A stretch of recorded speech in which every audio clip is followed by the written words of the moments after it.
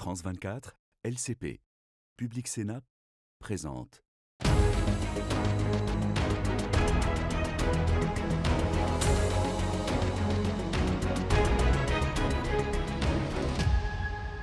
Bonjour à tous et merci de nous rejoindre pour Ici l'Europe sur France 24 et les chaînes parlementaires LCP et Public Sénat. Cette semaine a été marquée par la 80e Assemblée générale des Nations unies à New York qui a vu les Européens divisés sur la question de Gaza et puis en décalage avec les États-Unis de Donald Trump sur plein de gros dossiers. Et nous en parlons tout de suite avec l'ancien chef de la diplomatie européenne, Josep Borrell. Bonjour. Bonjour, merci. Merci de nous rejoindre. Vous êtes d'ailleurs, je le précise, en duplex depuis Madrid. Vous êtes espagnol. Vous présidez un think tank sur les affaires internationales, le CIDOB. Et rappelons que vous avez été ministre des Affaires étrangères dans le premier gouvernement socialiste de Pedro Sánchez en Espagne. Et puis, pendant 5 ans, surtout, le haut représentant de l'Union européenne pour les affaires étrangères et la sécurité. Vous participiez encore l'an dernier à l'Assemblée générale de l'ONU. Ce rendez-vous vous manque. Qu'est-ce que vous avez pensé du cru 2025 ? Bon, cette année, ça a été le grand spectacle du président Trump. Et ça, j'ai raté quelque chose, vraiment. Parce que le discours du président Trump, ça a été vraiment ahurissant. Trump cassant toute la vaisselle, c'était quelque chose d'historique. Alors, il y a quand même eu aussi, à l'occasion de l'Assemblée de l'ONU, des reconnaissances en cascade de la Palestine. Et vous croyez que cela est d'ailleurs capable de changer la donne pour Gaza ? C'est un sujet auquel vous êtes très sensible. La reconnaissance toute simple, l'acte diplomatique de dire je reconnais, évidemment, non. Par elle-même, non. La France, il y a 30 ans qu'elle hésite. Il y a 30 ans que Yitzhak Rabin, le premier ministre d'Israël assassiné, avait dit, peu de jours avant d'être assassiné, qu'il se réjouissait que la France montre sa volonté de reconnaître le futur État palestinien. Il y a 30 ans de ça. Elle l'a fait finalement. Elle l'a fait, oui, finalement. Vous avez raison, finalement. Mais le chiffre de la semaine, justement, Josep Borrell, c'est le nombre de pays qui reconnaissent la Palestine. 157 sur 193 pour l'ONU, soit 80% des nations. Mais dans l'Union européenne, cette moyenne baisse. 16 pays, donc sur 27, reconnaissent la Palestine, 60%. Les Européens sont encore très divisés. J'ai envie de vous demander, trop ? Absolument trop. Trop. Le monde entier est derrière l'idée de faire que les Palestiniens qui habitaient là avant que l'État juif soit créé puissent avoir aussi son foyer national. Le monde entier, bon, à l'exception des États-Unis, de l'Israël de Netanyahou lui-même, de l'Argentine, du Paraguay, de l'Hongrie, de la Slovaquie peut-être, et quelques îles du Pacifique. À part ces pays-là, le reste, maintenant le Canada, la France, le Royaume-Uni, l'Australie, le Portugal, il y a quelques mois déjà l'Espagne, c'est pas n'importe qui. Mais l'Europe, l'Allemagne, l'Italie, quand on dit l'Europe, on dit l'Allemagne et l'Italie surtout, c'est eux, bon, l'Hongrie évidemment, c'est eux qui restent encore sans reconnaître. D'ailleurs, les anciens pays du pacte de Varsovie qui sont entrés dans l'Union européenne, ils sont entrés avec la reconnaissance dans son sac à dos. C'est vraiment dommage que l'Europe soit dans cette position-là.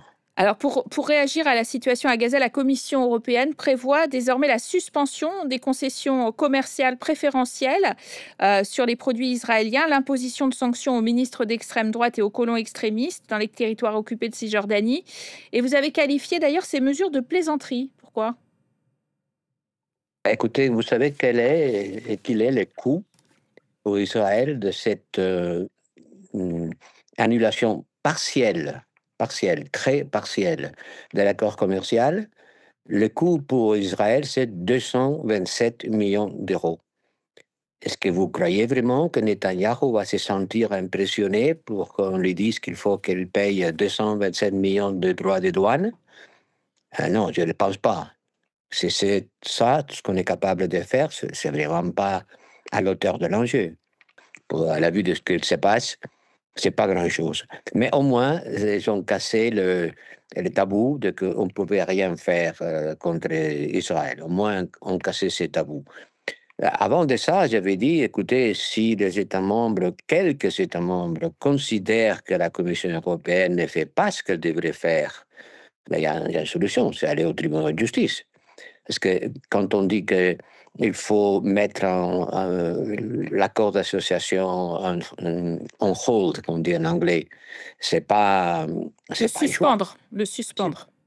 Suspendre, et c'est pas un choix parce que c'est une obligation du traité. Le traité dit les parties qui ont signé l'accord, c'est-à-dire l'Union européenne et l'Israël, tous les deux reconnaissent que l'autre doit complir avec les droits humains. Alors, C'est une obligation. Si le part ne le fait pas, vous devez agir. Si vous n'agissez pas, quelqu'un doit dire attention, il y a quelques manquements de cette obligation légale. jusqu'où devrait aller l'Union européenne pour vous, pour aider finalement à solutionner la situation à Gaza? Ben, je n'attends pas que l'Union européenne, avec la règle de l'unanimité, puisse faire beaucoup. Oui, la Commission aurait pu proposer que des mesures plus fortes. Mais encore, il faut que les États membres l'approuvent. Dans les domaines commerciaux, c'est par majorité qualifiée. Et pour ceci, il faut que soit l'Allemagne, soit l'Italie soient d'accord. Pour l'instant, ce n'est pas le cas. Mais ça serait tellement regrettable que même cette petite mesure, l'Union européenne ne soit pas capable de les adopter. Mais on verra bien, le Conseil n'est pas encore dit son dernier mot. Mais pour les autres choses, il faut la règle de l'unanimité. Il y aura toujours un pays qui va bloquer, donc au moins un. Donc je n'attends pas que l'Union européenne soit capable de faire des actions qu'il faudrait faire. Vous avez retrouvé une Oui. certaine liberté de ton, on l'entend bien, Josep Borrell. L'Estonienne qui vous a succédé, Kaja Kallas, ça a été très dur avec votre bilan de 5 ans. Elle juge que vous n'avez pas fait assez. Qu'est-ce que vous répondez? Ben, écoutez, quand on est dans un rôle comme celui des hauts représentants, je pense qu'on a déjà beaucoup trop de travail et qu'il ne faut pas dépenser son temps à critiquer son antecesseur ou son successeur. L'histoire va nous juger à tous. L'histoire va nous juger à tous et en attendant, faisons chacun le meilleur que nous savons. Vous étiez aussi en charge de la sécurité. L'augmentation des budgets de défense à hauteur de 5% demandée par Donald Trump. Les droits de douane unilatéraux de 15% avec des engagements d'achat d'armes aux Américains. Est-ce que vous jugez que les Européens aujourd'hui sont complètement soumis à l'Amérique de Trump? Il y a des vassaux heureux. Il y a des gens qui sont très contents d'avoir quelqu'un qui les protège, moyennant un paiement. Et je trouve que l'accord commercial, c'est pas bon pour l'Europe et n'aurait pas dû accepter ces termes-là. De la même façon que les 5% des dépenses militaires, c'est un acte de servitude vis-à-vis de Trump, qui nous a imposé les 5%. Et s'il avait dit les 6%, ça aurait été la même chose, avec la différence remarquable de l'Espagne, qui a dit qu'elle n'était pas d'accord. Mais c'est un peu l'attitude, vous savez, tout le monde là, en disant des flatteries, en faisant des attitudes. C'est les images qui comptent. En politique, l'Europe a montré sa faiblesse. Et la faiblesse a un coût. Alors, des drones ont été repérés au-dessus de 4 aéroports du Danemark. Des incidents qui se multiplient dans le ciel des pays de l'Union européenne et même dans la Baltique, bien sûr.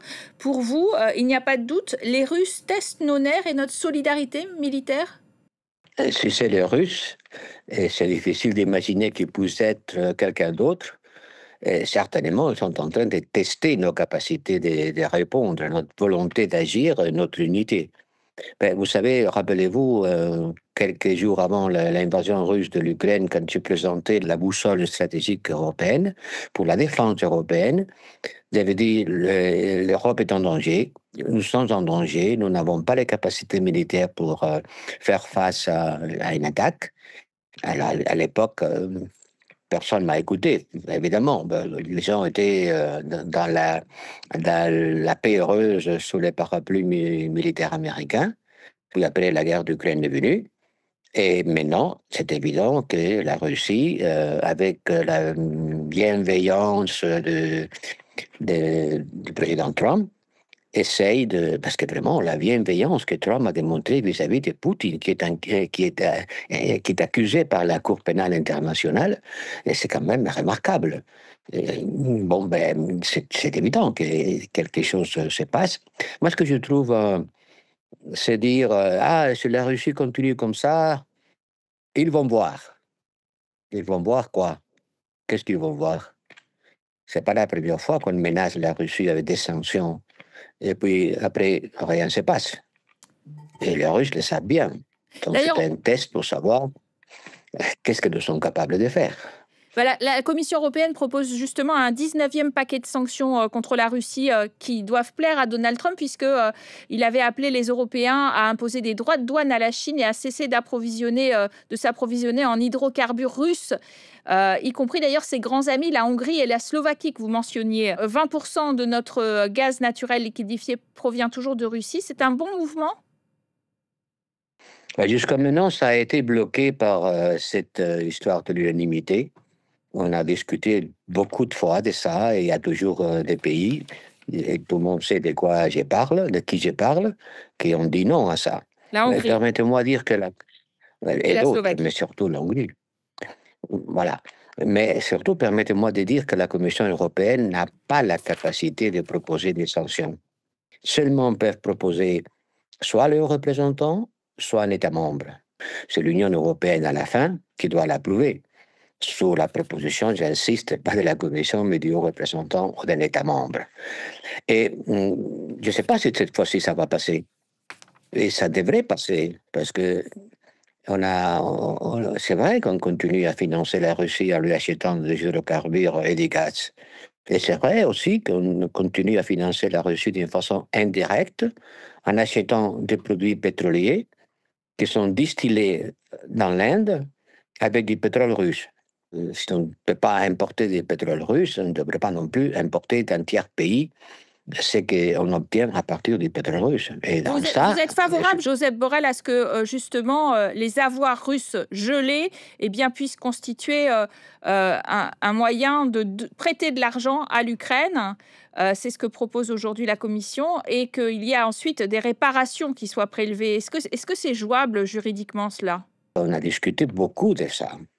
Et finalement, on a décidé de prendre, pas les capitales, mais les revenus du capital. Parce que les avocats ont dit, ah, on ne peut pas prendre les capitaux, ça serait contre la loi internationale, mais on peut prendre le revenu du capital.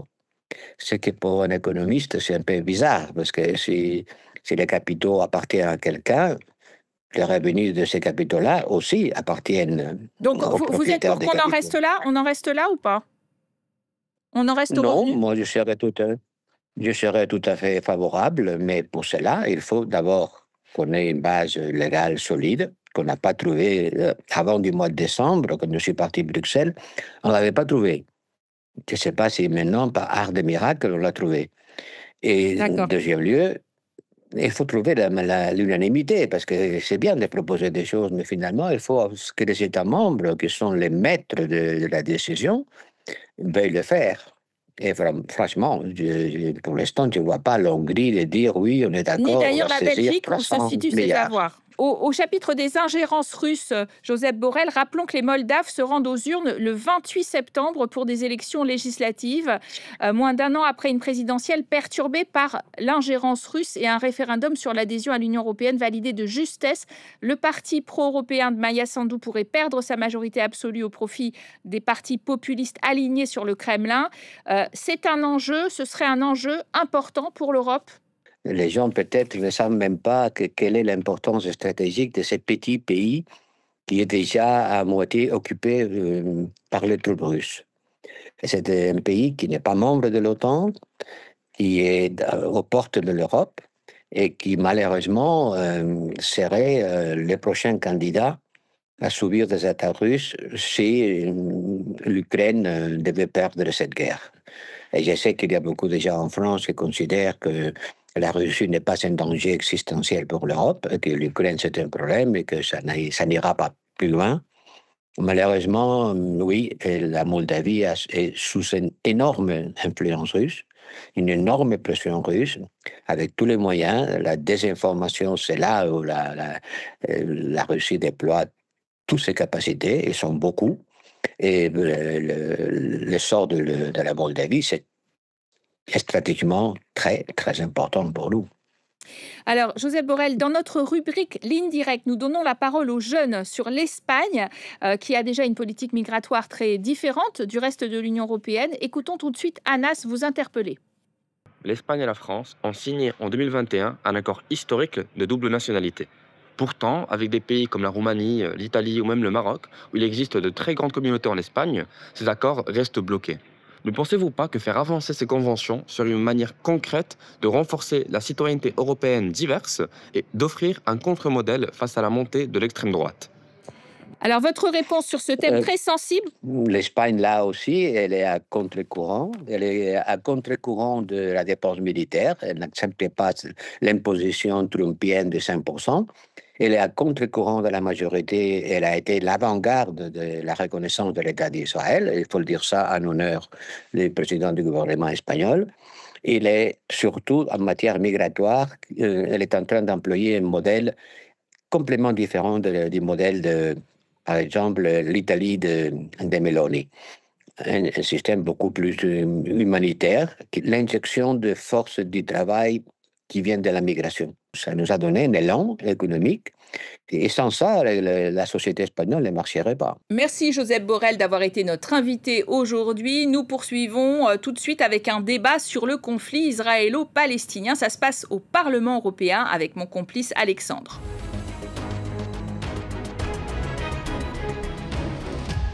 Merci de nous rejoindre à Bruxelles au Parlement européen pour parler d'un conflit à l'autre bout de la Méditerranée, le conflit israélo-palestinien. 2 ans après l'attaque terroriste du 7 octobre du Hamas, la guerre menée par le gouvernement israélien de Benyamin Netanyahou a abouti à une situation dramatique à Gaza avec des dizaines de milliers de morts, une famine déclarée par l'ONU depuis le mois d'août. Et oui, en l'absence de volonté de l'administration Trump d'aboutir à un cessez-le-feu, les Européens essayent enfin de faire bouger les lignes. Lundi 22 septembre, devant l'Assemblée générale des Nations unies, la France a reconnu l'État palestinien, suivi par d'autres pays du vieux continent. On écoute le président français. Nous devons tout faire pour préserver la possibilité même d'une solution à 2 États, Israël et la Palestine, vivant côte à côte, en paix et en sécurité. Le temps est venu. C'est pourquoi, fidèle à l'engagement historique de mon pays au Proche-Orient, pour la paix entre le peuple israélien et le peuple palestinien, je déclare que la France reconnaît aujourd'hui l'État de Palestine. Alors, quelles vont être les conséquences concrètes de ces reconnaissances de la Palestine qui ont suivi le discours du président français? L'Union européenne avance aussi sur l'idée de sanctions contre Israël avec une révision de l'accord d'association. Pour en parler aujourd'hui, nous avons le plaisir de recevoir Marc Botenga. Bonjour. Vous êtes eurodéputé belge du groupe de la gauche au Parlement européen. Et vous êtes aujourd'hui face à Christophe Gomart. Bonjour. Bonjour. Eurodéputé français du Parti populaire européen, la droite de l'hémicycle, donc les Républicains en France. Et je précise que vous avez dirigé le renseignement militaire français. Christophe Gomart, cette reconnaissance de la Palestine par la France et d'autres pays européens, est-ce que c'est une étape historique dans ce conflit? Je pense que c'est surtout une faute politique, morale et sécuritaire de la part du président français d'avoir annoncé ça, alors qu'au départ, il a émis des conditions préalables à cette reconnaissance de cette Palestine. C'est une faute politique parce que ça vient alors que les conditions ne sont pas réunies, une faute morale parce qu'en fait, il donne raison au Hamas et c'est la victoire du Hamas finalement, c'est la victoire de Yahya Sinwar qui a lancé son attaque terroriste le 7 octobre 2023. Et enfin, c'est une faute sécuritaire parce qu'il arrive à mettre à dos la population française. Il prend une décision, certes au nom de la France, mais 71% de la population française était contre cette reconnaissance. Et aujourd'hui, le drapeau palestinien est utilisé en France par les islamo-gauchistes qui, en fait, veulent semer la révolution en France. Donc, en fait, c'est 3 fautes de la part du président français. Alors, c'est un peu à front renversé aujourd'hui. Vous, finalement, comme eurodéputé de la gauche, vous êtes plutôt satisfait, j'imagine, de cette reconnaissance par la France de la Palestine, d'ailleurs suivi d'autres pays européens. Remarquons que l'Europe a quelques guerres de retard sur cet aspect. La grande majorité du monde a déjà reconnu la Palestine 80%. depuis très longtemps, 80%. Donc l'Europe est vraiment à l'arrière-garde. Pourquoi? Parce que pendant des années, nous avons sponsorisé, soutenu un colonialisme israélien illégal qui vole les maisons des Palestiniens. L'Europe a toujours été on finance, on vous donne des armes, etc. Et donc aujourd'hui, il y a au moins ça, la reconnaissance formelle de la Palestine. C'est très bien. Mais évidemment, ça ne va pas changer vraiment la réalité sur le terrain. Nous avons besoin de sanctions. La Cour internationale de justice est très claire. Israël est en train d'occuper illégalement les terres palestiniennes. Eh bien, ils doivent dégager, pour le dire ainsi. D'ailleurs, on va regarder la carte des pays de l'Union européenne qui reconnaissent l'État de Palestine, alors qu'il reste quand même certains pays européens à ne pas reconnaître l'État palestinien, et notamment l'Italie et l'Allemagne. D'ailleurs, le chancelier allemand n'était pas présent à cette Assemblée générale des Nations unies à New York. Christophe Gomart, Donald Trump a réagi à cette reconnaissance de la Palestine et il estime que cela va récompenser le Hamas, je le cite. Mais est-ce que cette reconnaissance, ce n'est pas le seul moyen d'arriver à moyen, à long terme, à cette solution à 2 États et donc à une paix? Vous savez que la Convention de Montevideo en 1933 donne 4 points pour reconnaître un État. C'est avoir un territoire bien délimité, c'est une population reconnue, c'est une capacité à parler aux autres, donc avec un véritable gouvernement, et c'est une possibilité de parler avec les autres États. Or, Mahmoud Abbas, je le rappelle, n'a pas été élu depuis 2009, a refusé l'élection. C'est un pays totalement corrompu. Donc avec qui discute-t-on? La Palestine n'existe pas en tant que telle. Je rappelle qu'en 1948, l'ONU avait décidé de la création de 2 États, dont les Palestiniens et les États arabes n'ont pas voulu. Et qu'est-ce qu'ils ont fait? Ils ont fait la guerre à Israël. 6 guerres. Israël a subi 6 guerres depuis 1949, qu'elle a toutes gagnées. Et aujourd'hui, on voudrait reconnaître un État de Palestine en mettant en avant le Hamas. Mais c'est la victoire du Hamas que l'on donne. Alors, réponse à cela, effectivement sur le fond, et puis pour savoir si finalement, eh bien, cette reconnaissance de 16 États, peut-être le vôtre d'ailleurs, la Belgique c'est pas très clair, mais de 16 États sur 27, c'est-à-dire on progresse en chiffres en Europe aussi, est importante pour avoir encore la perspective de cette solution à 2 États. Mais oui, pour avoir la perspective 2 États, il faut arrêter cette colonisation et faire partir les colons israéliens des terres palestiniennes. Soyons très clairs, c'est ça ce qui doit se passer. Et pour ça, nous avons besoin de sanctions fortes contre Israël. Après, on trouve toute une série d'excuses. J'entends M. Gomart dire que les critères ne sont pas... Le territoire palestinien, il est connu. Il y a les conventions internationales. Le fait qu'il y ait une population reconnue, il y a une population très bien reconnue, avec un droit au retour des réfugiés, figé par les Nations Unies d'ailleurs. Donc vous pouvez nier tout ça. Vous pouvez même nier l'existence d'un peuple palestinien. Ce qui me choque, parce que ça, c'est en fait, ne m'interrompez pas s'il vous plaît, ayez un minimum de respect. Finissez, monsieur vous venez de nier l'existence d'un peuple palestinien. C'est extrêmement grave, M. Gomart. Et du coup, nous savons que non seulement les critères sont là, mais que nous devons insister formellement maintenant sur des sanctions pour dire cet État qui existe et avec un territoire, avec une population, a le droit à la souveraineté et à l'autodétermination. Votre réponse, M. Gomart? Il n'y a pas eu d'autodétermination, il n'y a pas eu d'élection depuis 2009. Où est l'autodétermination du peuple palestinien? Il y aura des élections dans 1 an, promet Mahmoud Abbas. Dans 1 an, mais depuis quand? Vous voulez depuis faire 2009, des élections sous occupation, M. Gomart? Ils sont occupés par Israël. C'est pas vrai. Pas tous les territoires. Il n'y a pas d'occupation. Tous les territoires ne sont pas... Vous niez aussi l'occupation. D'abord, vous niez l'existence du peuple palestinien. Maintenant, vous niez l'occupation. Allez-y, M. Gomart. Vous m'interrompez. Je n'ai pas dit qu'il n'y ait pas de peuple palestinien. Je reconnais tout à fait qu'il y a un peuple palestinien. Il y a des territoires occupés, mais il y a également des territoires qui ne sont pas occupés. Et Mahmoud Abbas, quand a-t-il organisé des élections? Depuis 2009. Vous imaginez, ça n'est pas une démocratie. Israël est une démocratie, qui, je le rappelle, a été attaquée le 7 octobre 2023. Il ne faudrait pas oublier ça. L'attaquant, c'est le Hamas, soutenu par une population qu'il a utilisée comme bouclier humain. Qu'a fait le Hamas? Le Hamas a bénéficié des fonds européens pour creuser des tunnels, s'abriter lui-même sous les tunnels, laissant sa population comme bouclier humain. Alors on va parler justement... Juste, vous savez que c'est du fake news. Hein, mais c'est pas du fake news. L'idée que l'Europe ait financé le Hamas, les armes du Hamas, etc. Mais je veux juste une question. Quelle partie de la Palestine n'est pas occupée aujourd'hui? À quoi a servi l'argent? Quelle partie de la Palestine n'est pas occupée aujourd'hui? Ramallah s'est occupé par les... Ramallah s'est occupé Vous avez été à Ramallah? Vous avez été à Ramallah? Vous savez que c'est entouré, vous le savez. Pas voilà, Gaza non plus, c'était pas occupé, c'est entouré, c'est assiégé. Il faut revoir... Je ne dis pas, attendez, voilà, je ne dis pas qu'il ne faut pas 2 États. Je dis tout à fait qu'il faut 2 États. Si, vous le niez. Non, je dis qu'il faut 2 États. Je dis simplement que la reconnaissance actuelle est malvenue, que ça donne la victoire au Hamas. Mais vous voulez 2 États, mais vous voulez en reconnaître qu'un? Non, pas du tout, pas du tout. Vous ne reconnaissez qu'Israël? Non, 2 États, mais je ne reconnais qu'Israël. Mais pas du tout. Je n'ai jamais dit ça, monsieur Botenga. Vous l'avez dit. Alors, vous êtes bien pour la solution à 2 États. Je suis pour une solution. Et donc vous reconnaissez l'État de Palestine? Au moins vous êtes d'accord là-dessus. Pour l'instant, il n'y a pas d'État de Palestine. Donc vous reconnaissez un État? Pour l'instant, il n'y a pas d'État de Palestine. C'est-à-dire que le jour où les Palestiniens reconnaîtront également l'État d'Israël, pour arriver à un État palestinien, il faut que les Israéliens dégagent. Est-ce que vous soutenez des sanctions contre Israël? Alors précisément, les sanctions, ça ne sert à rien. On va en parler tout de suite de ces sanctions. L'Union européenne, qui ne veut pas être en reste justement après ce discours d'Emmanuel Macron, a proposé d'ailleurs des sanctions contre Israël. Écoutons tout de suite la chef de la diplomatie européenne, Kaja Kallas. La Commission européenne a adopté une proposition visant à suspendre partiellement les avantages commerciaux accordés à Israël. Je veux être très clair, le but n'est pas de punir Israël, le but est d'améliorer la situation humanitaire à Gaza. Alors précisons que les sanctions proposées par la Commission européenne contre Israël sont de 3 sortes. Suspension d'abord de l'accord commercial, arrêt de l'aide bilatérale 20 millions d'euros, sanctions contre les colons violents et 2 ministres israéliens. Est-ce que finalement l'Union européenne essaye de faire pression sur Israël et ça c'est bien pour améliorer cette situation humanitaire à Gaza? Qu'on arrive à une amélioration de la situation humanitaire à Gaza, bien sûr que tout le monde est pour. Je ne suis pas certain que prendre des sanctions soit la solution. Pourquoi? Parce que quand on prend des sanctions, on a pris des sanctions contre l'Iran, est-ce que ça a changé la donne? Non. On a pris des sanctions contre la Russie, est-ce que ça a changé la donne? Non.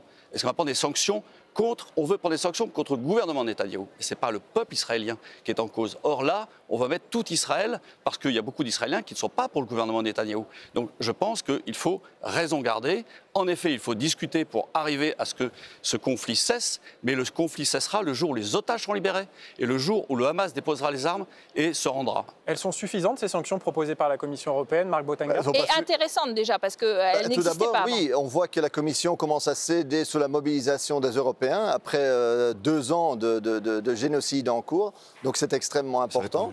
Après, M. Gommard, je vous trouve intéressant quand vous dites que les sanctions contre la Russie servent à rien, mais vous les défendez. Non, les sanctions contre l'Iran ne servent à rien, mais vous les défendez. Bien sûr. Vous avez défendu les sanctions contre, je pense, une quinzaine de pays les dernières années. Mais quand il s'agit d'Israël, là, ça ne sert à rien. C'est ça le 2 poids 2 mesures. Ne vous cachez pas derrière autre chose, parce que sinon vous devriez demander la levée des sanctions contre l'Iran, la levée des sanctions contre la Russie. Vous ne le faites pas, vous les soutenez. Ce qu'il faut aujourd'hui, c'est effectivement des sanctions fortes de l'Union européenne. Ces sanctions ici, c'est un petit début. En fait, ce qu'on va faire, c'est enlever certains privilèges.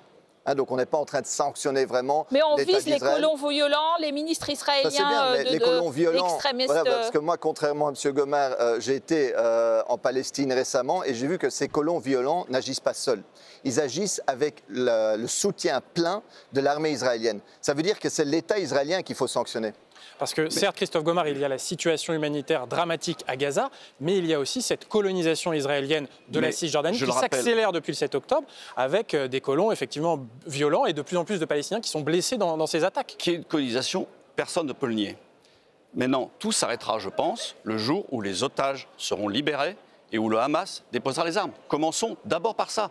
Commençons par le commencement et ne cherchons pas à donner raison au Hamas. Ok, mais donc le commencement, je vais juste répondre, parce que le commencement, ce n'est pas le 7 octobre. La colonisation de la Cisjordanie, ça date de décennies.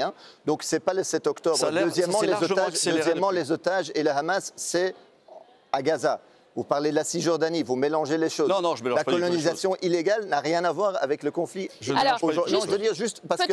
Peut-être pour revenir sur le rôle de l'Union européenne quand même, c'est important de dire que c'est quand même les Américains, Monsieur Botenga, qui détiennent la clé du dôme de fer au-dessus d'Israël et qui donc jouent un rôle prépondérant, soyons honnêtes, dans ce conflit.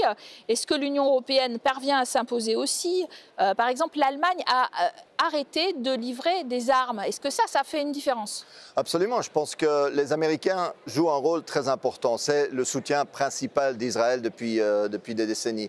Et on n'a aucune mainmise sur Trump, sur Donald Trump. Non, mais nous avons d'énormes leviers. Il ne faut pas oublier que 30% du commerce israélien se fait avec l'Europe.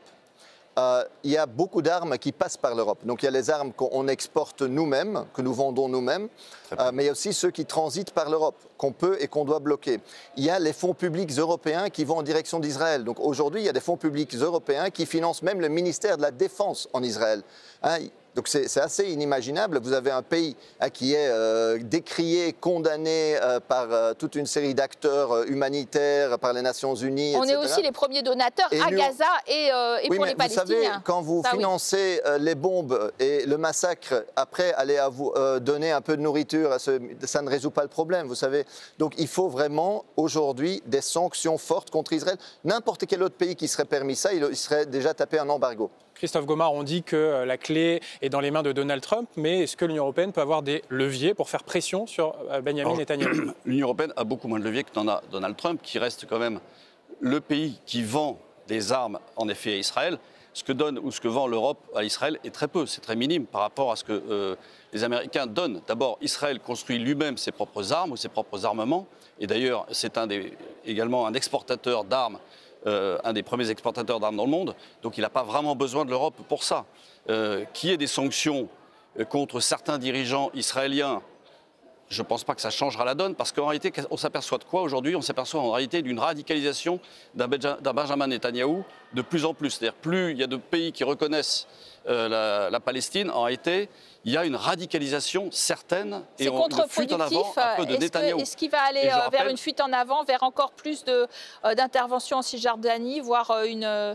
C'est ce qu'ils font depuis des décennies, donc ils mangent toujours plus de territoire de la Palestine. Mais là, ça l'a 48. énervé, vous dites? Oui, mais le problème, c'est que je suis convaincu que sans le soutien occidental, Israël ne pourrait pas faire ce qu'il est en train de faire. Et ça, c'est vrai depuis des années. Et du coup, ce que nous, on doit faire ici en Europe, et d'ailleurs, c'est une obligation selon le droit international. La Cour internationale de justice l'a dit, nous devons arrêter de soutenir cette colonisation. Elle est illégale au vu du droit international. On aime bien parler droits humains, droit international. Mais appliquons les mêmes règles à Israël qu'on appliquerait à d'autres pays. Et ça veut dire qu'aujourd'hui, si on met un embargo sur Israël, ils seront très durement frappés et vont être obligés de revoir leur politique. Un embargo sur Israël, un embargo européen pour stopper la colonisation des territoires palestiniens, c'est une bonne idée? Vous pouvez faire un embargo, ça ne changera rien à la donne. Les Américains seront là pour compenser ce qui n'est plus vendu par les Européens. Ce n'est pas ça le sujet. Libérons les otages, que le Hamas dépose des armes, en effet, et relançons des élections libres en Palestine. Que peut faire de plus l'Europe sur Gaza? Tout dernier tour de table, en quelques mots. Qu'est-ce que vous attendez de plus de l'Europe? Évidemment, aide humanitaire massive, s'impliquer, etc. Mais quel autre geste? Il faut bloquer le transfert d'armes vers Israël. Il faut arrêter le partenariat privilégié que nous avons aujourd'hui avec Israël. Il faut arrêter l'argent public de nos citoyens qui financent aujourd'hui les guerres israéliennes, parce qu'Israël n'occupe pas que la Palestine, il occupe aussi un bout de Syrie, un bout de Liban, bombardé illégalement l'Iran, l'Irak, etc. Donc nous finançons en fait la déstabilisation, la destruction d'une région entière. Ça, l'Union européenne peut le faire. Et pour relâcher les otages, bien sûr, mais relâchons aussi tous les prisonniers politiques palestiniens qui aujourd'hui sont torturés dans les prisons israéliennes. Christophe Gomard, pour conclure, qu'est-ce que doit faire l'Europe en plus pour essayer de peser sur cette situation en Palestine? Il faut obtenir la libération des otages, il faut obtenir que le Hamas dépose les armes en effet, et il faut lancer des élections libres en Palestine pour que, enfin, les choses puissent se discuter et que les États arabes reconnaissent Israël et que les Palestiniens eux-mêmes reconnaissent l'État d'Israël. Merci à vous d'avoir très bien illustré ce débat très clivant, évidemment, en Europe. Très bonne suite des programmes sur nos antennes.